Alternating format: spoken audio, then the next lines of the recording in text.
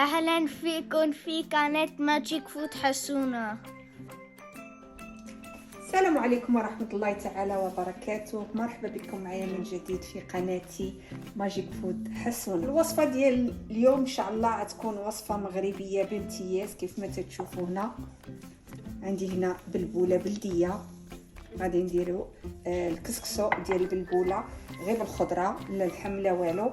كيف ما تشوفوا هنا عندي طماطم، عندي القرعة هذه الخضراء، عندي الحمص رقدته وصفيتو تنقسمو ميكات في الفريغو باش يمشي منه داك الجهد الناس اللي عندهم مشاكل ديال القطنيه. عندي هنا الجلبانه كذلك كونجلي، وعندي هنا الفول، ربيطه ديال المعدنوس، عندي الثومه، عندي هنا القرعه حمراء يعني ماشي حمراء ولكن القرعه حمراء، عندي هنا الفلفله حاره، الجزر، البصل، وعندي هنا غادي ندير غير العواد ديال الكرافس باش نسمو المرق ديالنا. غادي نبداو على بركه الله. غادي نغسلوا البلبوله ديالنا. انا البلبوله ديالي هنا ما فيها لا وسخ لا والو، نقيه ما فيها والو، ما فيها لا غبره لا والو، ولكن غير نغسلوها هكايا تكون عندنا نظيفه.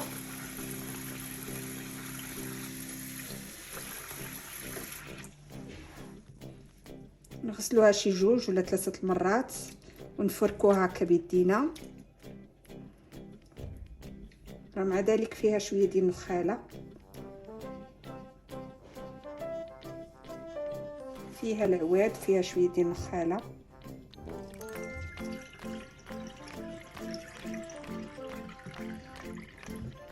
نغسلوها مره اخرى، ما دافي ما ديروه لا سخون ولا بارد.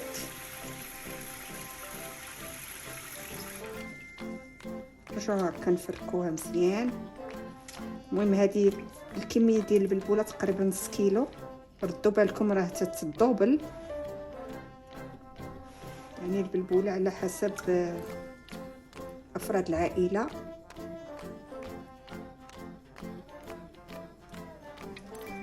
هانتو كتشوفوا مازال فيها العواد ديال الشعير.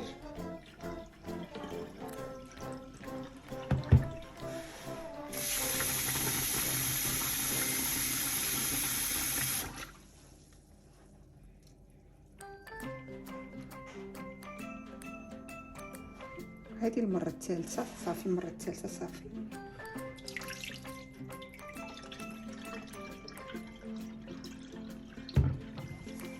غادي نبداو على بركه الله. هنايا البصله غادي نطحنها. انا خديت 2 حبات حتى 3 حبات ديال البصله، عندي هكا متوسطه الحجم. انا تنطحنها هكا باش تجينا المرق ديال الكسكسو يجينا معلك وثقيل.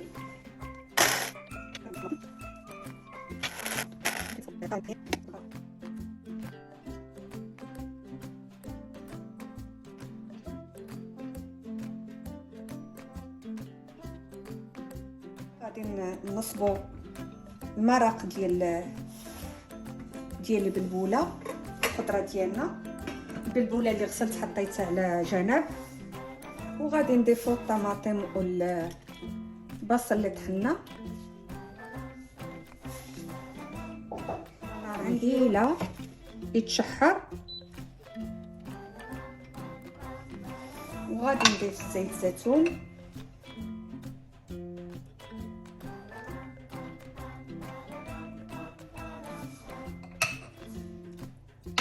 ونبداو نضيفو التوابل. غادي نضيف 2 معالق ديال الملحه،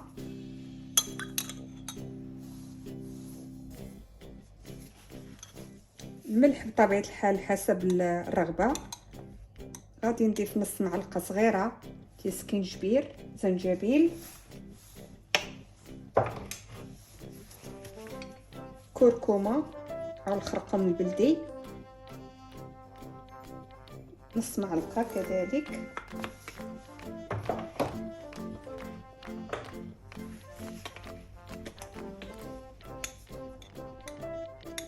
والابزار كذلك نص معلقه، وغادي نشحروهم بما انه ما دايرينش اللحم، نشحروه غير شويه هكا ونرويو ونرميو الخضره.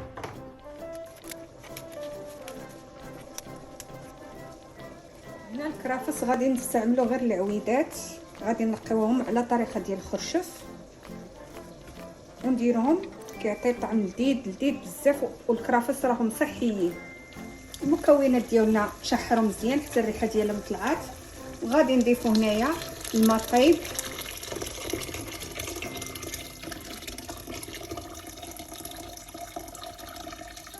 انا ديما ملي كنكون ناصبه الكسكسو تندير واحد مقراج هكا ديال الماء طايب وكنخليه على جنب. فين ما احتاجيت، الى وكحت لي الطنجره ولا احتاجيت هكا الماء البلول تنستعملو، لانه الاحسن نديرو الماء طايب باش ما يبسلش لينا المرق ديالنا. دابا غادي ننتقلوا للبلبوله ديالنا بعد ما غسلناها بطبيعه الحال.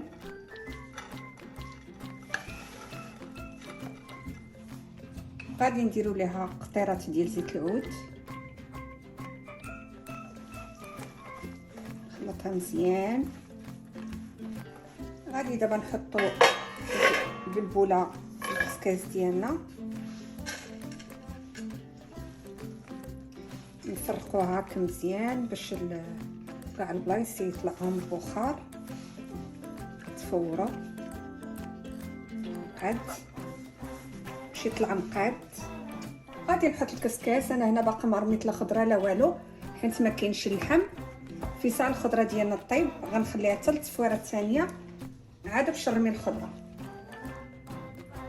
وغادي نغطيه ونخليه تنشوف البخار بدا يطلع، ويكون البخار مقاد يعني بكل الجوانب ديال الطنجره. وغادي نحيدها، تكون هذه التصفيره الاولى. هاد التصفيره الاولى ديالنا سالات، غادي نديروها تبرد. هنايا غادي نبدوها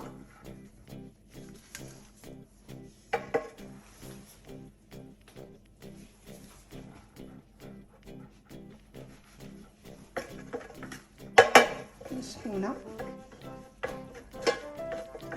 راكم ديروها هكا بالمغرفه ديال العود.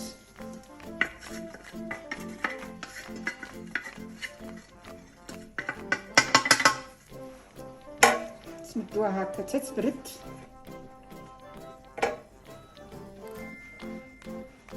وغادي ننتقلوا للطنجره ديالنا باش نرميو الخضره. غادي نبداو بطبيعه الحال بالخضره اللي كتهز طياب. غادي ندير هنايا الحمص،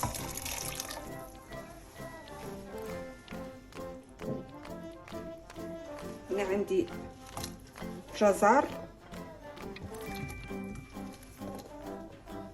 انا قطعته بهذه الطريقه هذه، نتوما قطعوا بالطريقه اللي تلائمكم. وغادي نزيد نرمي حتى الكرافس، قطعته بنفس الطريقه اللي قطعت بها الجزر. كيعطي البنات الكرافس مذاق رهيب، كيجي لذيذ بزاف، جربوه. وغادي نزيد نروي كما قلت لكم الماء طايب ديجا وجدته، لانه عندي الخضره كثيره. غادي ناخذ بلا ما تشوفوا معايا الطريقه احسن. ملي غلات لينا الطنجره غادي ناخذ غير الروا البلول ديال او المرق،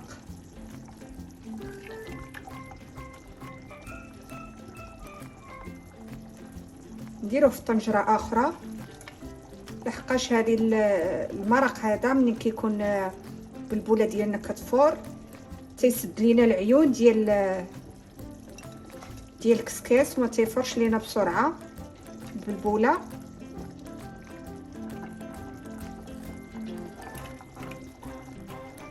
غادي ناخذ واحد الكميه هكا،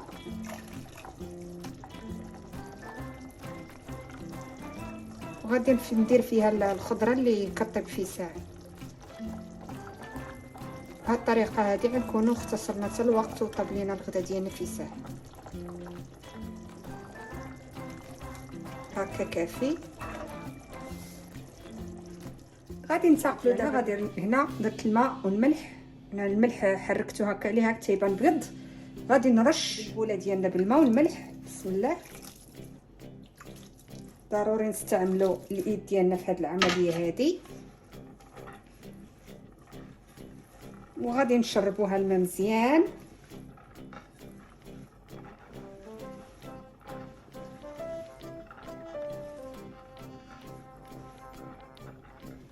كنحسوا بها كذلك خاصها الماء او ما خاصهاش.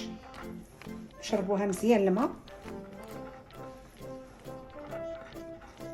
غادي نخليها واحد 5 دقائق. الطنجره هذه اللي درناها هكا درنا فيها الروا. غادي نديرو فيها غير الخضره اللي في ساعه الطيب. هنا درت القرعه هكا، حيدت ليها خويتها من القلب ديالها من الداخل لانه غير زرارع. الخضره اللي كطيب في ساعه غادي نديروها هنا. هنا عندي الفول.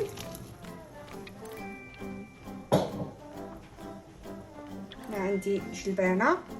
غادي نحط معاهم واحد الربيطه هكا ديال واحد فليفله حاره هكا باش تنسم لينا صافي. وغادي نغطيوها ونخليوها طيب على خاطرها. بالبوله ديال المشربات داك الماء اللي رشيناها فيه غادي نزيدو نرشوها مره اخرى.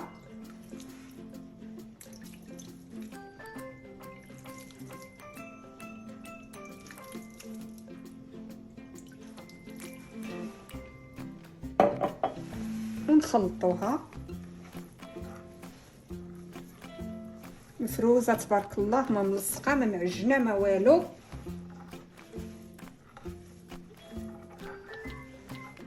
وغادي نخليوها مره اخرى تشرب. غادي نديروها في الكسكاس. غادي تكون هذه التصفيره الثانيه. ما شاء الله ها هي شربات. غادي نحطوها في الكسكاس.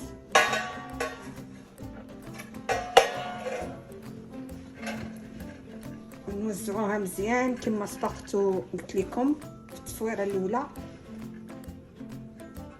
باش تطلع لينا تصفيره مقاده. كل تصفيره عن تصفيره تتفرق.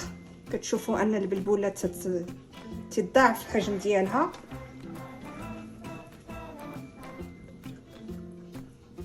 هكا نديروها بشكل متساوي. وغادي نحطوها تفور.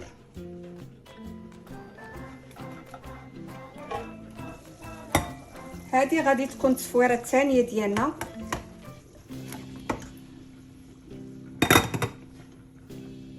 تقريبا نخليو شي نص ساعه. هاد التصفيره ديالنا الثانيه حتى هي وجدات. غادي نديرو لها نفس الطريقه اللي درناها المره الاولى.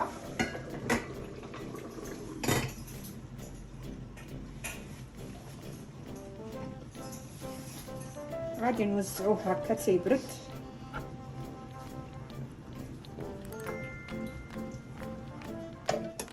زيدو نرشوه بداك شويه الماء اللي بقى لينا قبل.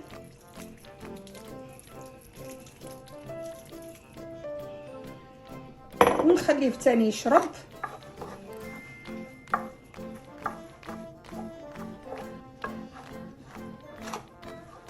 النوبه الاولى درنا ليه شربناه الماء والملح. دابا غادي نديرو غير الماء بلا ملح باش ما يجيناش مالح.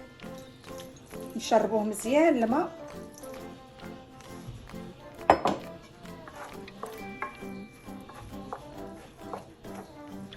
وغادي نخليوها. كتشوفوا كل ما كنشربوها الماء كيتزاد الحجم ديالها.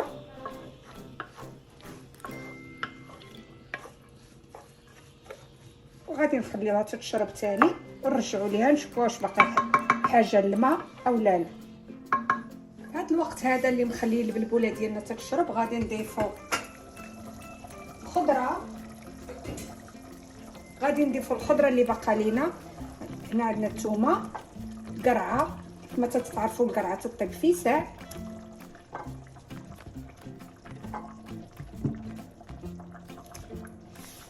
وريوصه ديال الحار. وغادي نزيد شويه الروي لان كنشوف البلول هنا ديالي قلال. كما قلت لكم انا ديجا موجده الماء.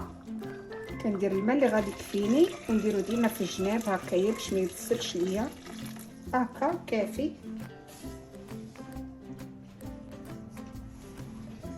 هانتوما شرب لينا الكسكسو او البلبوله ما شاء الله جات رائعه. غادي نرجعوها للكسكس ونديروها طفور.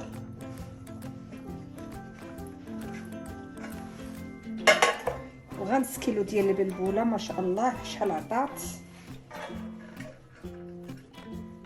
خير وبركه. يعني نتوما غادي ديروا الكميه دي حسب العائله ديالكم.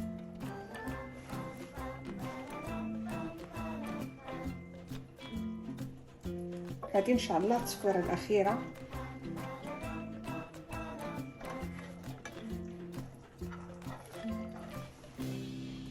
البلبوله ديالنا وجدات، ما بقى لينا غير نوجدوها.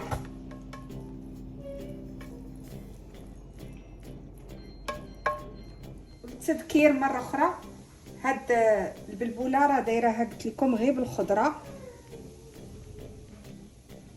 ما فيهاش اللحم نهائيا. دابا ملي وجدنا البلبوله ديالنا ما بقى لينا الا نحضروها، وحنا تنحضروها على الطريقه المغربيه كيف ما تشوفوا. تنسقيوها في القصريه، قصريه بلديه على حقها وطريقها. تنتمنى هاد الوصفه هذه تنال الاعجاب ديالكم، واللي تيشوف القناه ديالي اول مره ما ينسانيش من اشتراك وشي تعليق محفز باش يساعدني على الاستمرار معكم ونجيب لكم فيديوهات تنال الاعجاب ديالكم. وتنتمنى لكم شهيه طيبه، والى فيديو وصفه جديده ان شاء الله.